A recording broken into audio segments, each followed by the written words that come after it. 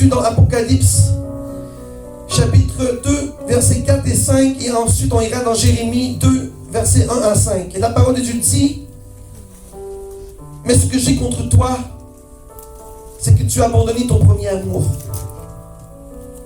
Souviens-toi donc d'où tu es tombé, repens-toi et pratique tes premières œuvres. Sinon, je viendrai bientôt à toi et j'enlèverai ta chandelle, ton chandelier de sa place, à moins que tu ne changes d'attitude. Et on va lire dans Jérémie, chapitre 2, versets 1 à 5, la parole de Dieu dit, l'Éternel m'adressa la parole en ces termes. Va à Jérusalem et crie à ses oreilles. Voici ce que l'Éternel déclare. Je me souviens de ton amour au temps de ta jeunesse, et combien tu m'aimais au temps de tes fiançailles. Lorsque tu me suivais à travers le désert, dans une terre inculte, Car Israël, tu étais alors consacré à l'Éternel, tout comme les prémices d'une récolte. Tous ceux qui en mangeaient étaient châtiés, et le malheur les atteignait.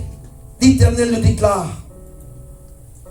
Vous, communauté de Jacob et toutes les familles du peuple d'Israël, écoutez la parole que l'Éternel prononce. Voici ce que dit l'Éternel. En quoi donc vos ancêtres m'ont-ils trouvé en tort pour s'éloigner de moi, pour s'en aller auprès des dieux qui ne sont que du vent et n'être plus qu'eux-mêmes que du vent. Parole du Seigneur. Amen. Seigneur, je te remets cette prédication, que ce ne soit pas pasteur Stéphane, mais que ce soit l'Esprit de Dieu qui parle à travers ma bouche. Que ma bouche, papa, soit la tienne ce matin. Donne le message à ton peuple. Fortifie ton peuple, Seigneur. C'est le dernier cri d'alarme que tu donnes, Seigneur. C'est un cri d'avertissement parce que ton retour est bientôt, Jésus. Tu cries pour ton peuple, tu cries pour tes enfants. Afin que lorsque tu reviendras dans ta nuée, Seigneur, que personne ne se perde.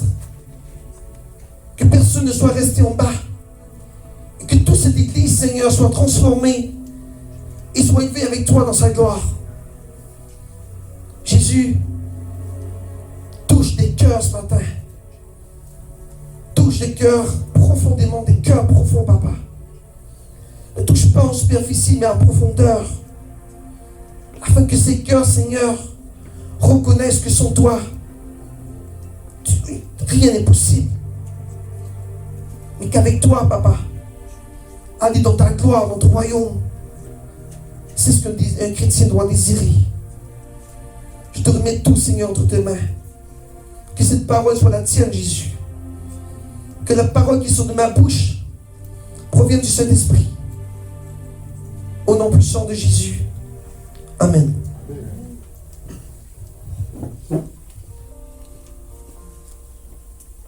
Le deuxième message est important et c'est le dernier cri de Dieu. Vous savez, Dieu m'avait donné ce message-là 3 semaines passées. Écoutez bien, parce que comme je vous dis, c'est pas pasteur, c'est Dieu qui m'a parlé. Je dis seulement ce que Dieu m'a dit.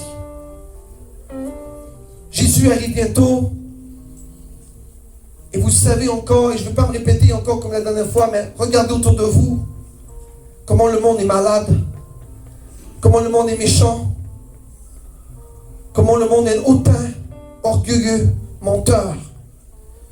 Et nous avons vu la dernière fois que nous étions, Lot est allé à pas Babylone, mais à Sodome et Gomorrhe. Et que parce que son orgueil à Lot était trop grand, il n'a même pas sauvé ses enfants, et ni sa femme. Seulement ses 2 filles. Il n'a même pas sauvé un âme dans la ville, Lot. Regardez ce que Dieu te dit. Ce que j'ai contre toi, c'est que tu m'as laissé tomber. Ce que j'ai contre toi, et s'il te plaît, je ne parle pas seulement à l'église, je parle à tous ceux qui m'écoutent sur Internet. Je parle au peuple entier. Que tu sois en Afrique, que tu sois en Europe, que tu sois au Québec, que tu sois à Montréal, que tu sois au Canada, peu importe endroit, Dieu te dit, je reviens bientôt. Et maintenant, c'est le temps de revenir à moi, à ton premier amour.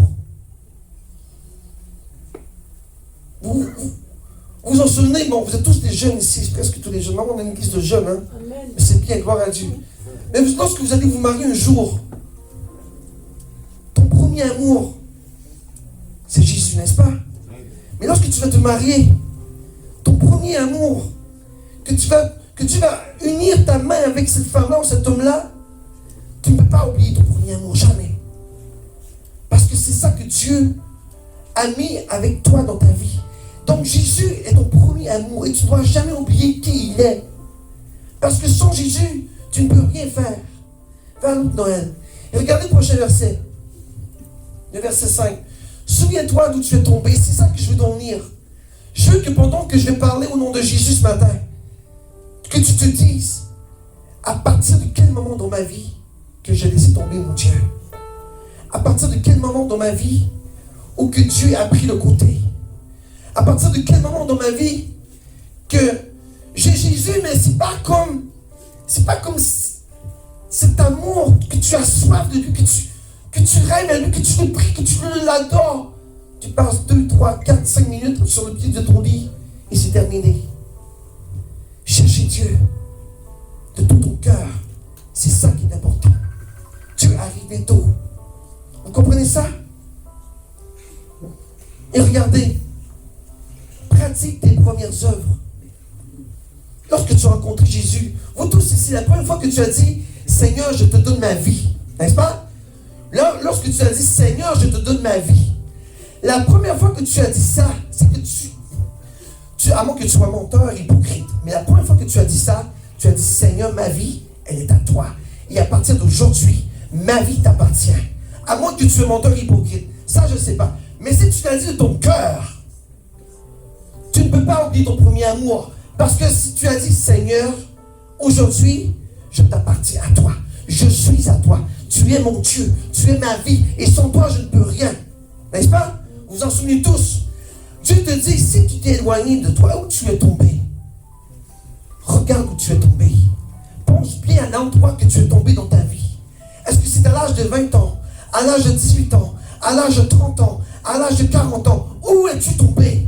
Et si tu crois que tu n'es pas tombé, vous allez voir comment les disciples de Dieu ont tombé. Les mêmes disciples qui ont suivi Jésus-Christ ont tombé. Et je vais vous montrer. Et c'est ça que Dieu m'a dit ce matin. Montre à quel point même mes disciples ont tombé.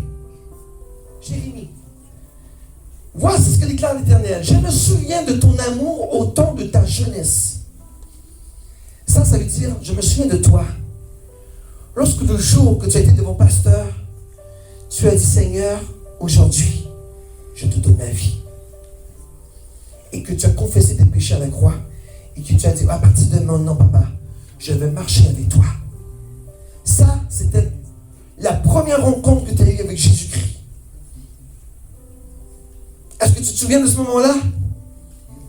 Tout le monde se souvient de la première journée qu'il a dit à pasteur devant Dieu, je me remets tout devant toi. Je te donne ma vie, papa. Prends ma vie. Prends-la, dirige-la, conduis-la, élève-moi au niveau supérieur. Tu ne peux pas oublier ça, c'est pas possible. À moins que, comme j'ai dit, tu as dit les faussetés à Jésus. Et combien tu m'aimais au temps de tes fiançailles? C'est quand tu t'as fiancé à Jésus, dis-moi. Regardez, lorsque tu nous suivais à travers les déserts. Tout le monde a vécu son désert ici. Au nom de Jésus, j'espère, au nom de Jésus, que tu n'es plus dans ton désert, que tu es maintenant dans ton Canaan et que tes bénédictions tombent du ciel au nom de Jésus-Christ. Parce que si tu es encore dans le désert, commence à chercher l'Éternel. Parce que lui, il va te sortir du désert.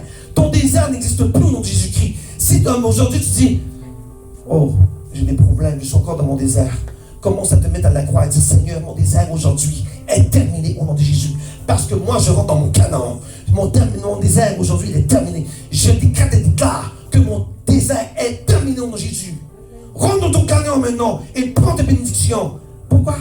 Parce que le Seigneur arrive bientôt. Et lorsqu'il arrive, Dieu veut te donner tout. Dieu veut te donner sa gloire, sa puissance, son honneur. Dieu veut t'élever au niveau supérieur. Prends le ton Canaan, va dans ton Canaan et prends tes richesses au nom de Jésus. Amen. Vas-y à l'autre.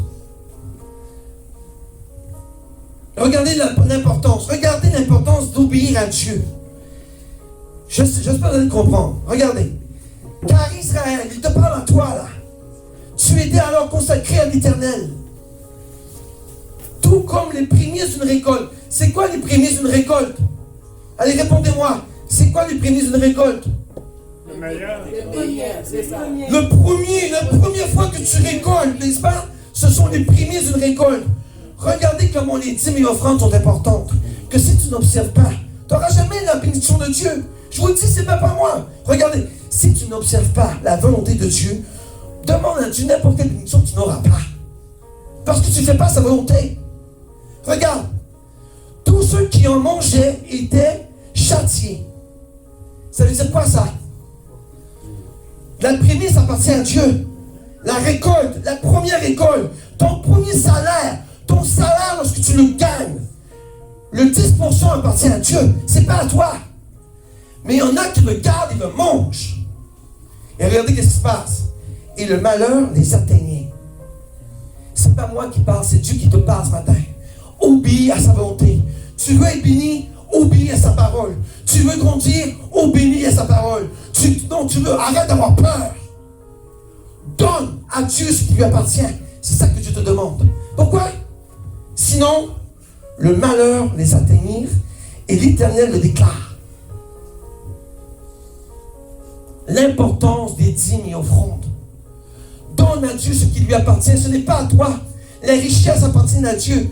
Si ton salaire, tu l'as gagné, c'est que Dieu t'a fait gagner ton salaire, pas toi. Parce qu'aujourd'hui, tu pourrais aller ici sur le lit d'hôpital. Si Dieu te met en santé, gloire à Dieu. Mais donne-lui ce qui lui revient. C'est ça que Dieu te demande. Dieu ne te demande rien d'autre. Donne-lui ce qui lui revient.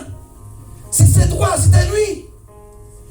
Et si tu le manges, écoutez la parole, le malheur va t'approprier. Le malheur va te frapper. Parce que tu as mangé le bien de l'Éternel. Écoutez la parole que l'Éternel prononce. Maintenant, écoutez bien. Il y a 4 choses que Dieu m'a dit que les chrétiens ne font pas et qu'ils doivent faire. Il a pris l'exemple de 2 disciples. Le premier disciple que Dieu m'a dit, il se nomme Judas. Judas. Écoutez bien, peuple de Dieu. Judas, Dieu m'a dit que c'était l'enfant de la rébellion. Judas a vendu Jésus pour de l'argent. Son disciple qu'il a suivi pendant sa vie, son ministère. Satan, pendant tout le ministère de Jésus, était un voleur et un menteur. Qu'est-ce que Dieu voulait me dire par là?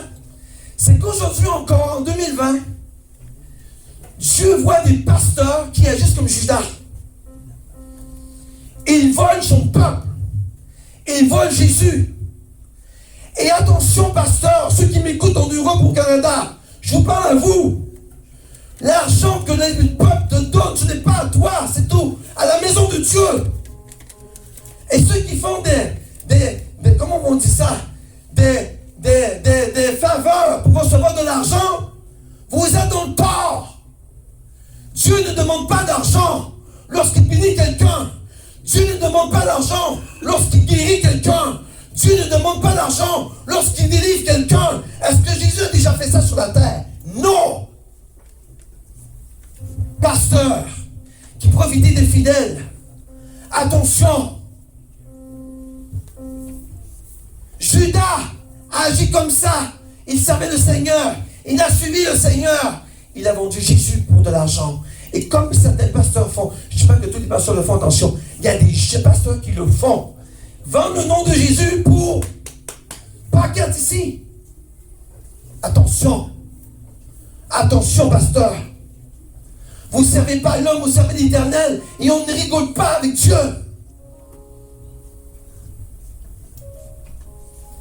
Frères et amis, bien-aimés de Dieu, si jamais quelqu'un vous délivre ou vous prophétise quelque chose et vous dit après, mais là ça va me prendre une offrande. Hein? C'est pas Jésus. Ce n'est pas Jésus. Un pasteur ne peut pas prophétiser au nom de Jésus, demander des sous. Jamais. Voleur, Judas Iscariote. Donc s'il te plaît, je parle à toute l'assemblée ici. Si vous êtes dans une église, attention, que le pasteur mange votre argent. C'est pas une maison de Dieu, c'est une maison de Judas. Ici, on n'en demande pas l'argent. Ici, on délivre des gens, on n'en demande pas l'argent. Ici, on prophétise, on ne demande pas d'argent. Ici, on guérit des malades, on ne demande pas d'argent. On agit au nom du Saint-Esprit. C'est ça qui est important. Je vous parlais des dixièmes offrandes dans tout ça, c'est la normale. Dieu vous demande. Mais lorsque quelqu'un agit au nom de Jésus pour faire une guérison sous la puissance du Saint-Esprit, et après ça, il va voir la personne et dire, hey, tu sais, je t'ai guéri, hein? Tu me dois $50. Péché! Sauvez-vous de cette église-là. Fuyez! Parce que c'était l'église de Judas. Je parle à tous les pasteurs ici. Et à tous les membres de l'église. Et à tous les pasteurs à travers le monde qui m'écoutent. Je sais que vous m'écoutez de toute façon, je vois sur YouTube. Ne faites pas ça à votre peuple. Vos brebis, vous devez les respecter. Et lorsque Jésus agit en toi, ne va pas voler ta brebis. L'autre nom que tu m'as donné, c'est Pierre. Pierre était le disciple qui était le plus près de Jésus. Pierre, le problème de Pierre, il se trouvait fort. Il se trouvait... C'est moi Pierre. J'ai péché moi dans le fleuve, je sais c'est quoi la vie. Moi je suis Pierre. Je suis fort, je suis costaud. Et je suis l'Éternel. Si tu crois être fort, la parole de Dieu te dit, celui qui croit être debout, fasse attention pour ne pas tomber.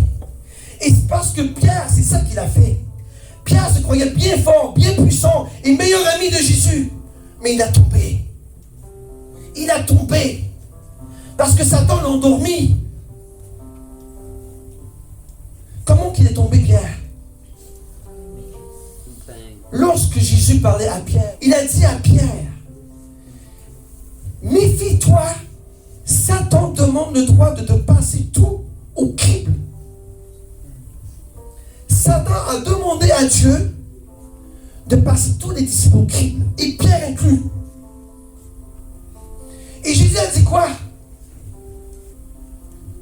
Dieu a dit, j'ai prié pour toi. J'ai prié pour toi, Pierre. Tu te crois fort. Tu te crois costaud. Tu te crois puissant. Tu te crois d'une grandeur. Et c'est comme ça que Satan va vous détruire, chrétien, chrétienne. Abaisse-toi, humilie-toi. Ne t'élève pas. Parce que tu vas tomber, comme Pierre.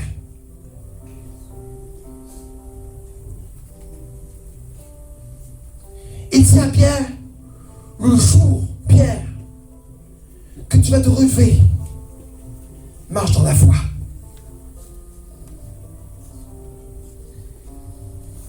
Comment Pierre est tombé? Lorsque Jésus a dit, ici, aujourd'hui, ce soir, quelqu'un va me renier. Et Pierre a dit à Jésus, Papa, Maître, vous allez vous regardez dans votre miroir, là, je parle au nom de Jésus. Il y a des gens qui vont se reconnaître ce soir, ce matin. Il y a des gens qui vont se reconnaître très bien. Ils disent la même chose que Pierre a dit à Jésus. Jésus, jamais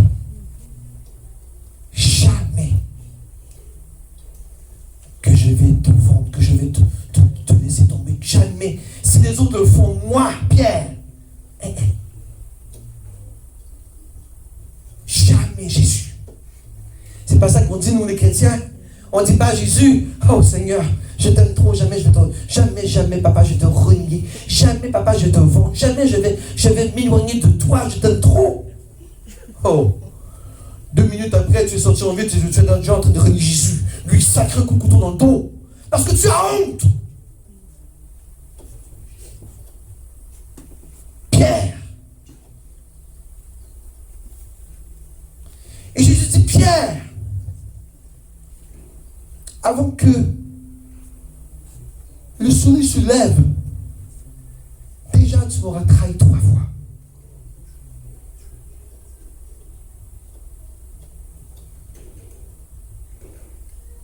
Est-ce que vous êtes capable de vous regarder dans le miroir aujourd'hui et dire, oh Pierre, là, je fais la même chose aujourd'hui. Judas, je fais la même chose aujourd'hui. Lorsque Judas a dit qu'il suivait Jésus, qu'il volait, je fais la même chose aujourd'hui.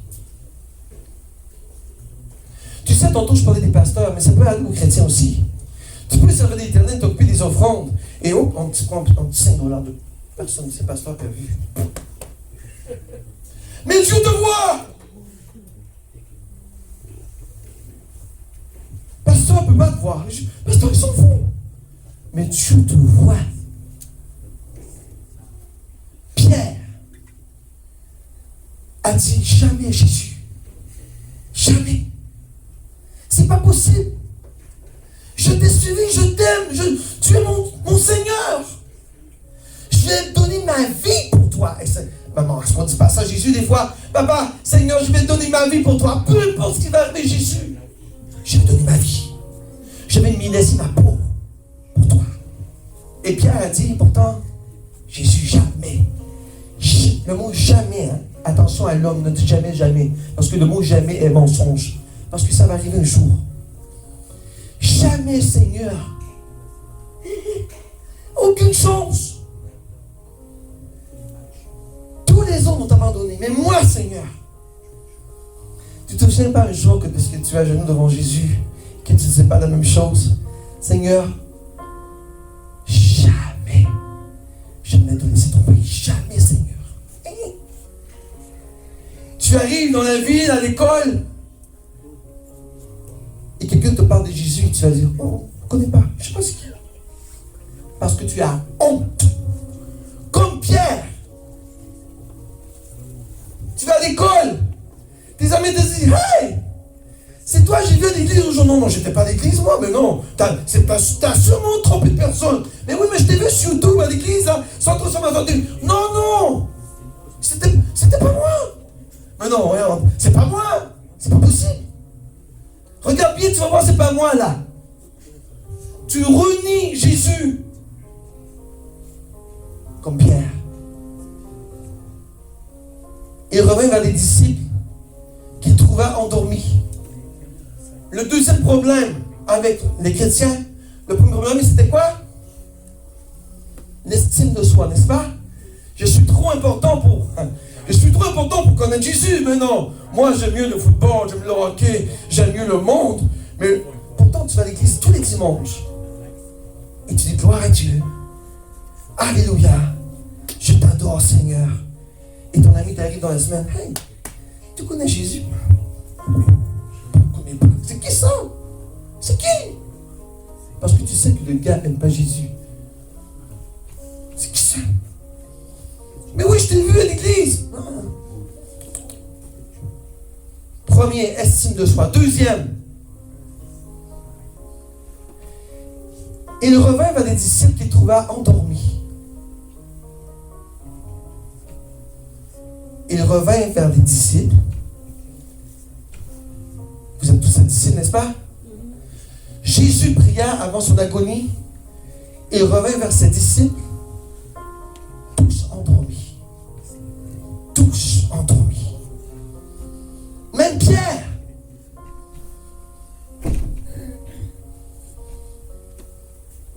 Est-ce que toi, aujourd'hui, tu dors? Est-ce que toi, aujourd'hui, même si je te dis de passer 1 heure avec lui, tu dors? Est-ce que tu laisses Jésus seul à se défendre devant le Père pour toi? Et Jésus revient vers ses disciples et dit, oh, Pierre, je t'ai demandé de rester éveillé. Et tu n'as même pas été en mesure de durer 1 heure. 1 heure.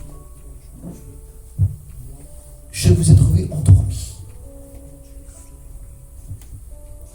Là, je ne parle pas seulement de la prière, je parle de la vie spirituelle.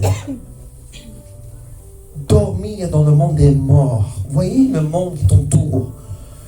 Lorsque tu sors du monde d'ici, là, je sais comment vous êtes, je sais moi aussi. Lorsque tu sors de l'église, ce matin, je voyais tout le monde les bras levés. Alléluia, gloire à Dieu. Jésus est bon, on l'adore, on l'aime. Aussitôt que tu vas sortir de la porte, dans 2, 3, 4 minutes après,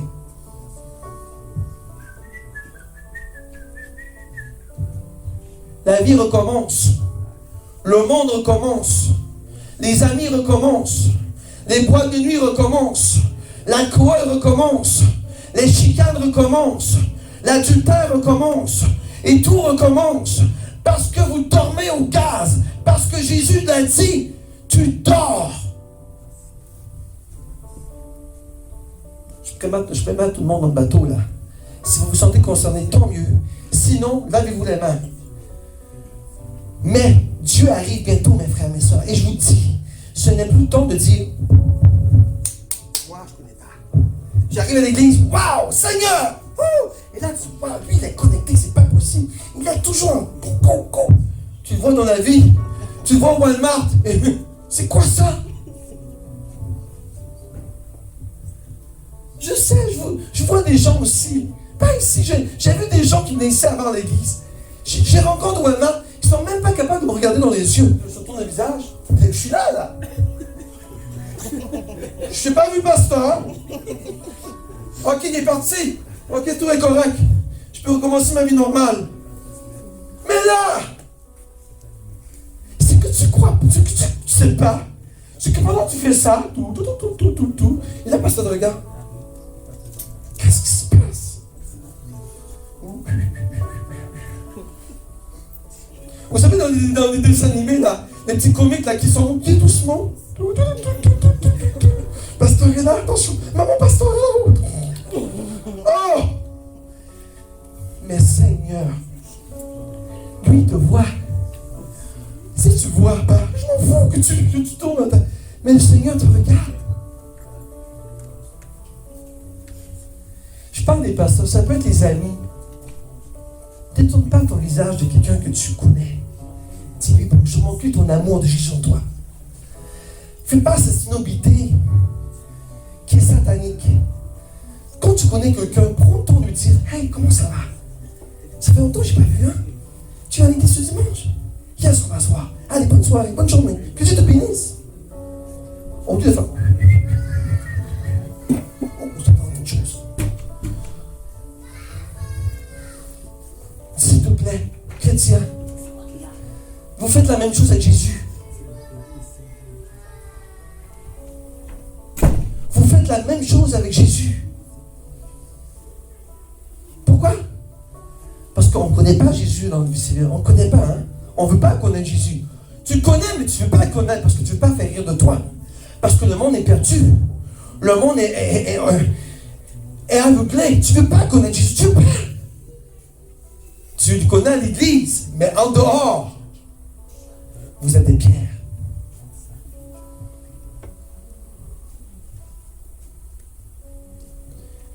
Lorsque Jésus sortit, après s'avoir fait battu, frappé, tiré la barbe, craché, tiré les cheveux, frappé, coup de pied, coup de poing, flagellé, il est sorti le matin. Imaginez-vous le Seigneur. Et lui, les pierres. Voyez, il sortait pour aller se faire crucifier vers Pilate. Et lorsqu'il a vu Pierre, parce que Jésus est bon, il voit tout, il s'est tourné. Et il l'aima. Il l'aima. Et pourtant, Pierre venait de le détruire. Pourtant, Pierre venait de descendre. Pourtant, Pierre venait de dire, je ne le connais pas. Jésus a juste tourné ses yeux. Il le regarda. Et ses yeux d'amour ont dit à Pierre, je t'aime et je te pardonne. Et c'est la même chose que Jésus fait avec toi ce matin. Malgré les fautes que tu fais, malgré les erreurs de ta vie que tu fais, malgré l'ignorance que tu fais envers Jésus, la même chose que tu as maltraité Jésus. Il te regarde et dit, je t'aime. Je t'aime.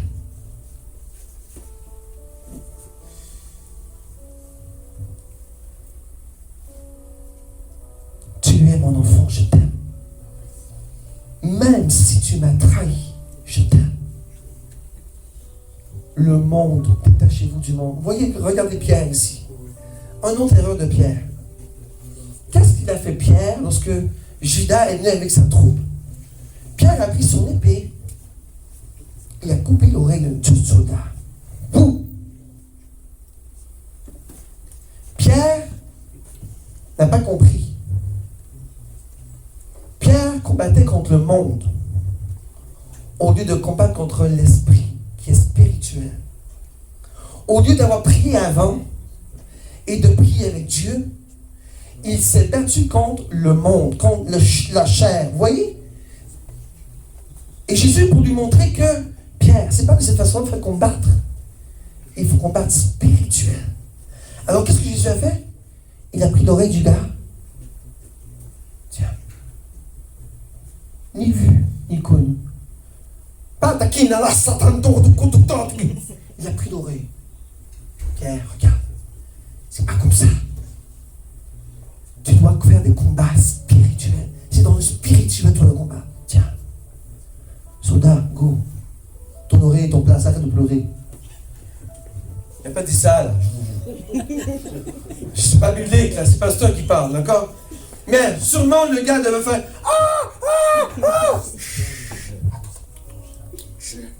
Go. T'es correct, donne ton oreille.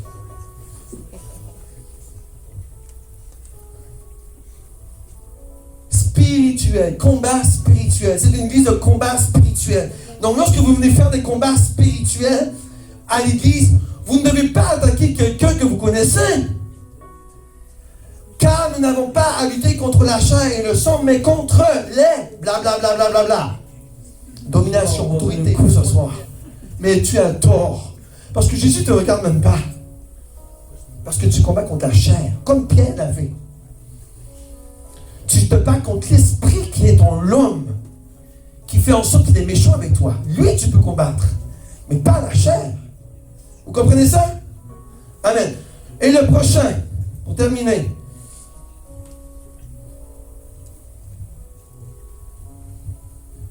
Lorsque Jésus se faisait frapper, tabasser, Pierre, lui, pendant ce temps-là, il disait, non, je ne connais pas. Je ne sais pas qui tu es.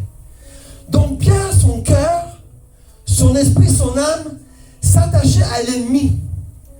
Parce que Pierre ouvrait la porte. Vous comprenez ça? Donc lorsque tu es en ville, à Québec ou à Montréal, et que tu renies ton Jésus, tu viens de dire à Satan, voilà Satan, ouvre, entre. Je suis à ta pleine disposition. Vas-y, go. Parce que tu renies Jésus. Tu le sors de ta vie et tu dis, ah, Satan, let's go. Go, envoie des démons. Il n'y a pas de problème. C'est vrai, c'est comme ça. Donc, Pierre a laissé entrer l'ennemi et s'est attaché au monde. Et 3 fois, il a fait, 3 fois. Jusqu'à ce que Jésus le regarde et dit, Pierre. Imaginez-vous Jésus, sérieux papa. Ce Jésus qui était probablement déjà bleuté avec des yeux blancs noirs, frappé. Il regarde juste Pierre. Je t'aime toi. Je t'aime.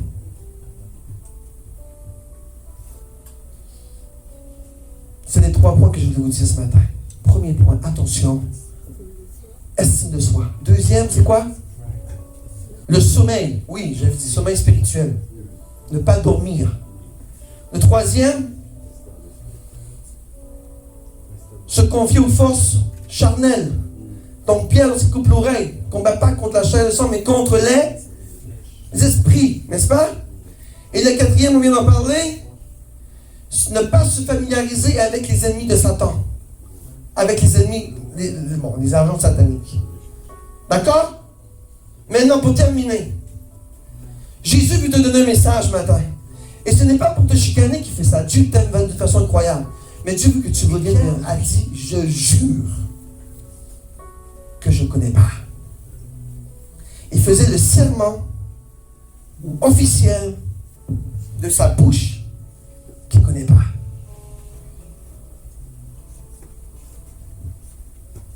En lançant des malédictions. Et regardez la méchanceté. Les gens étaient tellement près de lui. Ils disent, bien non, toi tu es avec lui, il le suivait.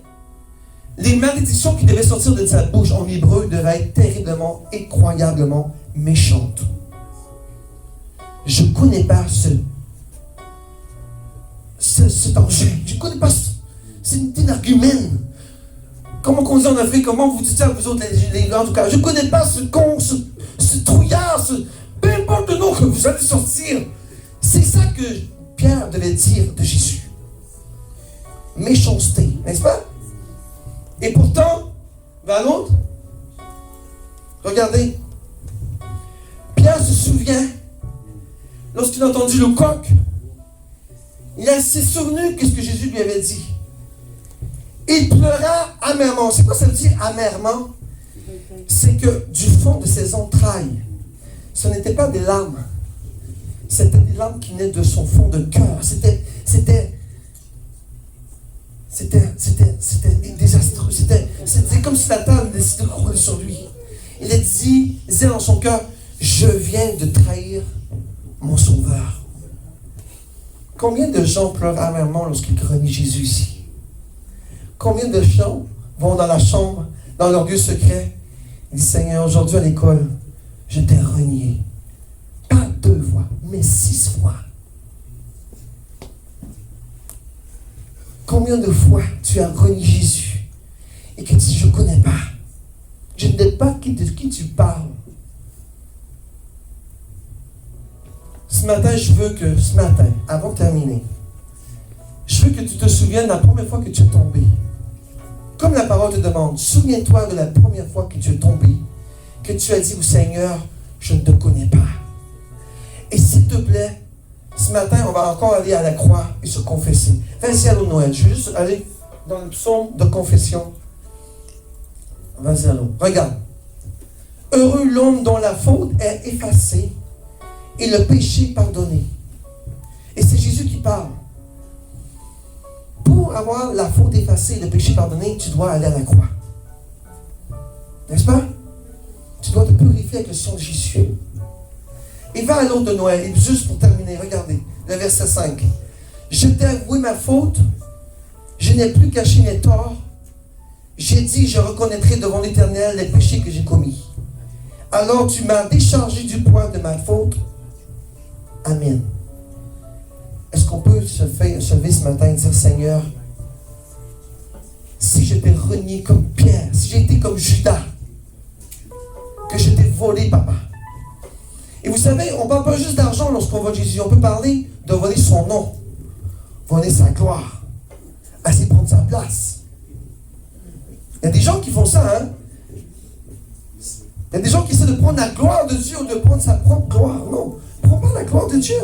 J'ai fait ça. Vous savez, il y a des personnes qui disent, hey, j'ai fait ta délivrance. Mais c'est pas toi qui l'as fait, c'est Dieu. Mais non, c'est moi. Non, c'est pas toi, c'est Dieu. Dieu s'est servi de toi, instrument, pour faire. Mais tu n'as rien fait. Dieu a fait, pas toi. Ne prends pas la gloire qui revient à Dieu. Toute gloire revient à Dieu, n'est-ce pas? Dites-le, toute gloire revient à mon Dieu. Que toute la gloire lui soit revenue à lui seul, au nom de Jésus. Qu'aucune gloire ne m'appartienne, parce que toute gloire appartient à Dieu. Amen. Donc on va se lever. Ceux qui, comme Dieu te demande ce matin, va à l'intérieur de toi-même, ferme les yeux et dis, Seigneur, mon époux, mon fiancé, mon amour, à quel moment de ma vie, Jésus, que j'ai fait comme Judas ou Pierre, que j'ai dit, je ne te connais pas, que j'ai dit, Seigneur, au fond de moi, tu n'es seulement que Jésus, que je n'ai pas besoin de toi dans ma vie, comme Pierre l'a dit. Et à quel moment tu as été dans ta garde-robe, dans ton lieu secret, et tu as dit, Seigneur, je pleure, parce que mon cœur saigne, parce que mon cœur est en amertume, parce que je t'ai trompé. Le Seigneur te dit ce matin, reviens à ton premier amour. Reviens vers moi. J'arrive bientôt. Ne tombe pas dans les pièges sataniques de ce monde. Ne tombe pas. Ne suis pas le monde. Mais viens vers moi. Le Seigneur ce matin t'appelle à la croix. Et souviens-toi le jour où tu es tombé. Il dit, Seigneur, je te demande pardon. Pardon, Seigneur. Au moment de ma vie, pour que mon pied a basculé en bas de la falaise, que j'ai tombé avec papa. Mais parce que ta main puissante m'a sauvé, parce que ta main puissante m'a transporté, Seigneur. Je n'ai pas effondré en bas, je n'ai pas tombé dans l'enfer, mais j'ai resté vivant, parce que les anges de l'Éternel m'ont supporté. Les anges de l'Éternel m'ont sauvé. Seigneur, je reviens vers toi ce matin. Je me mets devant la croix. Je me mets à genoux devant toi et je te regarde dans les yeux pleurer, papa. Et je te demande pardon, Jésus. Pardon pour le péché que j'ai commis. Pardon pour les fautes. Pardon pour tous ceux et celles, Seigneur, que j'ai pu blesser de ma